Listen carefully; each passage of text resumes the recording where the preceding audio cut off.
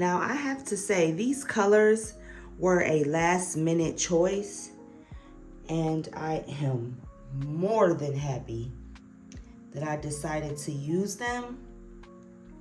I don't know what color exactly the base color is, that bluish greenish color. It's just a variety of colors, I'm gonna say, mixed in together. I added some silver, white, gray, custom mauve, and Payne's gray. I would have liked a little less silver, a little bit more of the custom coral color that I made.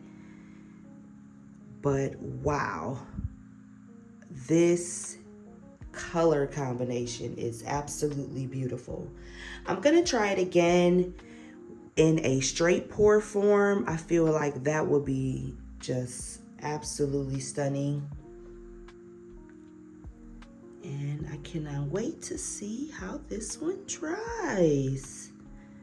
Oh my gosh, I'm so happy. I can't stop looking at it. But time to get ready for my craft show. So thank you guys for watching.